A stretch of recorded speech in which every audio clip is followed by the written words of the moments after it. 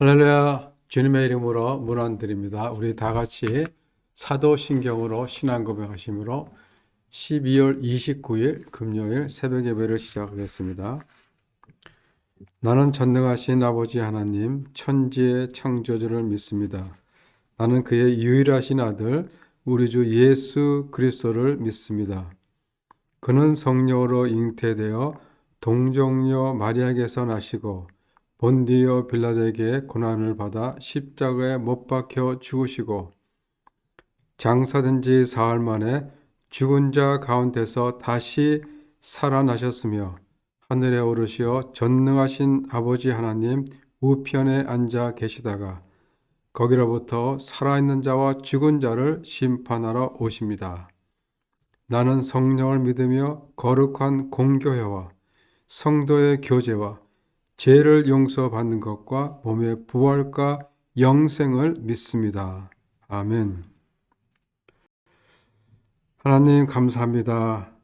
이제 저희들 2023년 마지막 거를 보내고 있습니다. 우리가 지난 한 해를 돌이켜보면 정말 그 어느 것 하나 주의 손길이 안 미친 것이 없음을 이 시간 고백합니다. 저희들이 어렵고 힘들 때 피할 게 열어주시고 또 부족할 때 채워주시는 그 주님의 손길을 이 시간 찬양합니다.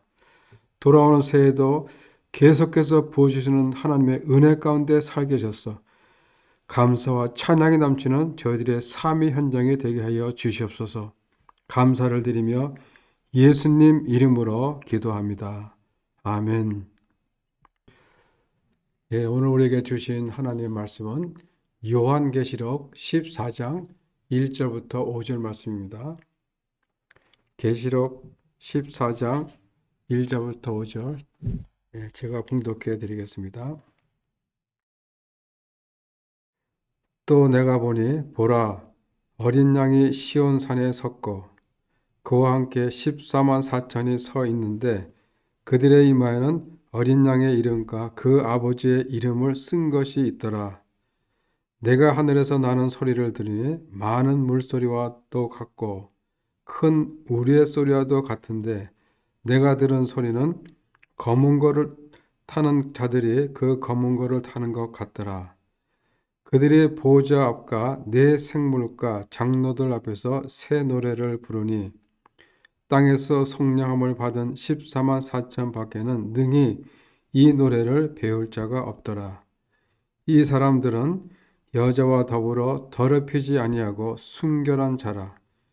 어린 양이 어디로 인도하든지 따라가는 자며 사람 가운데서 속량함을 받은 처음 익은 열매로 하나님과 어린 양에게 속한 자들이니 그 입에 거짓말이 없고 흠이 없는 자들이더라. 아멘. 요한계시록 14장은 환란을 이긴 성도가 받을 상급과 불신자에 대한 심판이 기록되어 있는데 1절부터 5절까지를 보면 구원받은 백성이 어린 양과 함께 서서 새 노래를 부르는 모습이, 그리고 6절부터 20절까지는 천사들이 전해주는 불신자에 대한 심판의 메시지가 기록되어 있습니다. 오늘 1절에 보면 또 내가 보니 라고 이렇게 시작합니다. 이 말은 새로운 환상이 시작됨을 나타내는 표현으로서 미래에 실제로 이루어질 일들을 미리 보여주는 것입니다. 어떤 일들을 보여줍니까? 시온산에 서 있는 어린 양과 그 어린 양과 함께 새 노래로 찬양을 하고 있는 14만 4천의 무리들을 보라고 하십니다. 이 14만 4천은 뭘 의미하죠? 우리가 잘 알다시피 이 숫자는 상징적인 숫자입니다. 즉 하나님의 백성을 상징하는 구약의 12지파와 신약의 12사도, 여기에 천을 곱한 것이 14만 4천입니다. 천은 충만한 수, 많은 숫자를 상징합니다.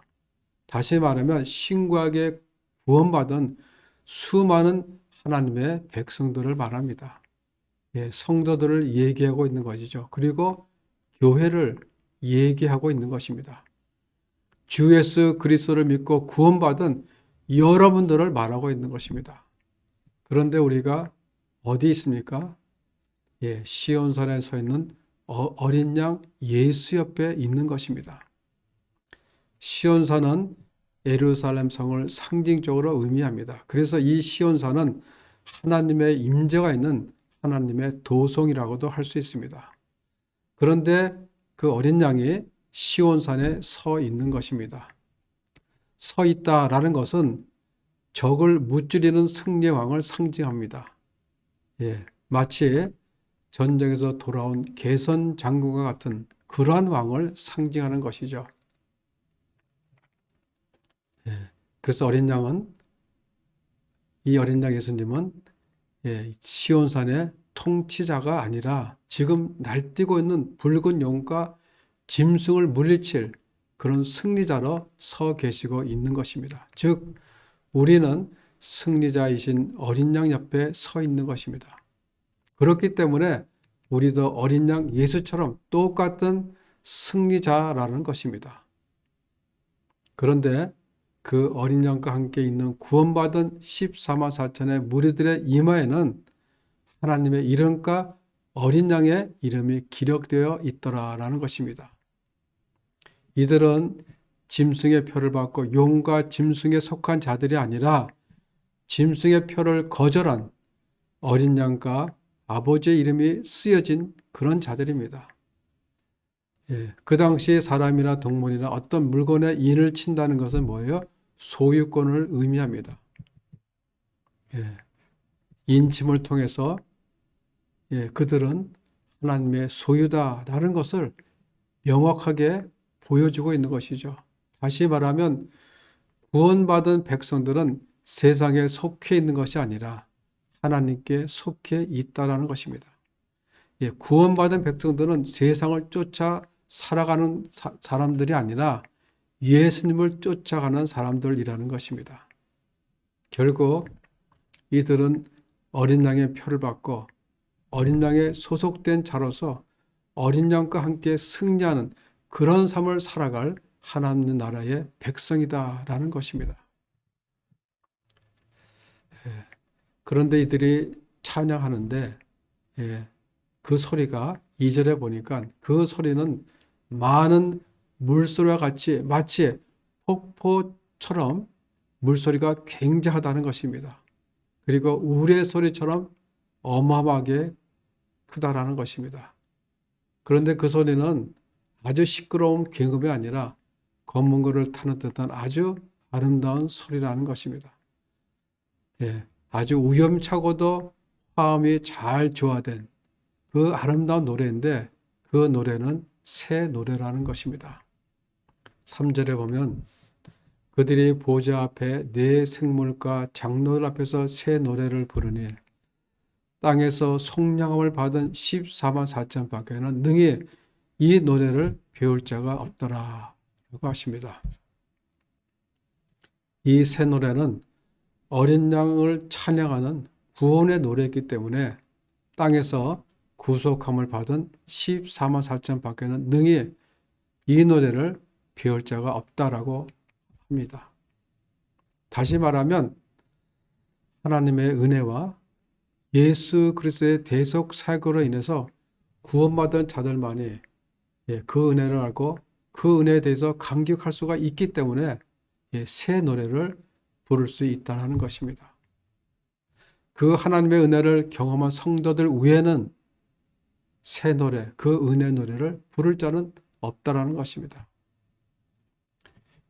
여전히 죄 가운데 있는 옛사람은 새 노래를 부를 수가 없는 것이죠. 새 노래는 아무나가 부를 수 있는 것이 아닙니다. 세상 노래는 아무나가 부를 수 있지만은 그러나 이 새 노래는 14만 4천 구원받는 백성들, 즉 성도들만이 부를 수 있다는 것입니다. 이런 말씀을 볼 때 우리가 주일날 나와서 함께 주님을 찬양할 수 있다는 것은 우리 그리스도인들에게 주어진 특권이며 축복이라고 아니할 수 없는 것입니다. 그러나 여러분 내가 열심히 교회를 다닌다 해서 열심히 봉사를 한다 해서 이 14만 4천에 들어갈 것이다 라고 생각하면 착각이 될 수 있습니다. 이 14만 4천에 들어가는 자는 삶으로 증거가 되어야 합니다. 저 사람은 정말 예수 그리스도의 사람이라 라는 말뿐만 아니라 그 사람의 삶을 보니까 정말 그렇구나 라고 인정받는 사람, 삶의 현장에서 그리스도의 향기를 드러내는 그런 사람들이 14만 4천의 무리라는 것입니다.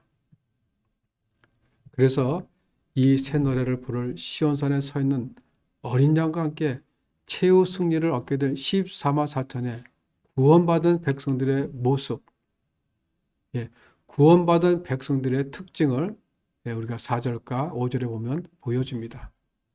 다시 말하면 구원받은 백성들이 어떻게 살아야 할지를 대해서 말씀하고 계시고 있는 것입니다. 첫째, 구원받은 백성들의 특징은 뭐예요? 그들은 순결한 자들이라는 것입니다. 4절에 보니까 여자와 더불어 더럽히지 아니하며 순결한 자라. 여기서 여자는 누굴 말하죠? 17장에 나오는 음녀 바벨론을 말합니다. 세상의 타락성을 상징하는 바벨론을 가리키죠. 그래서 여자와 더럽히지 않는 순결한 자라 이런 표현은 타락한 세상과 타협하거나 세속화되지 않는 그런 사람들, 즉 그리스도의 신부로서 영적인 정절을 지킨 사람입니다. 만일 결혼한 신부가 정절을 잃으면 한 남편의 아내로서의 자격을 상실하는 것처럼 우리 신앙인들도 마찬가지입니다. 그리스도 신부로서 영적 정절을 지켜야 한다는 것입니다. 그러나 우리가 바벨론과 같은 악한 세상을 살다 보면 교회도 성도도 점점 세속화되어 가고 있음을 우리가 부인할 수 없습니다. 교회가 세상에 영향력을 행사해서 빛과 소금의 역할을 감당하기보다 도리어 교회가 세상으로부터 영향을 받고 있다는 것입니다. 그래서 로마서 12장에 보면 너희는 이 세대를 본받지 말라라고 하십니다. 우리 그리스도인들이 예수님을 닮아가려고 노력을 해야지 자꾸 세상과 같아지려고 하면 무슨 영향력을 끼치겠습니까? 우리 그리스도인들은 세상 속에 있지만 세상과 다르게 살 때 빛이 나는 것입니다. 세상과 다르게 살 때 그리스도의 향기가 드러나는 것입니다. 그래서 우리 그리스도인들은 세상적 가치 기준이 아니라 성경적 가치 기준에 따라 살아야 한다는 것을 기억해야 할 것입니다. 두 번째로 구원받은 성도는 어린 양이 어디로 인도하든지 따라가는 자라고 합니다. 어린 양을 따라간다라는 것은 주님의 길을 따라서 예수의 제자의 삶을 살아가는 것입니다. 그런데 중요한 것은 어린 양이 인도하는 대로 가는 것입니다. 그 다시 말하면 말씀에 순종하는 것을 말합니다. 양은 목자가 이끄는 대로 무조건 따라가야 합니다. 그것이 험한 것이든 아니든 그것이 멀든 멀지 않든 상관하지 않고 따라가야 합니다. 그러나 우리는 주님의 길을 간다고 하면서 내 마음에 원하는 길로 갈 때가 종종 있습니다. 내가 주님의 뜻대로 산다고 하면서 내 뜻대로 살 때가 많이 있다는 것입니다. 여러분, 구원받은 백성들에게 제일 먼저 일어나야 할 변화는 뭐예요?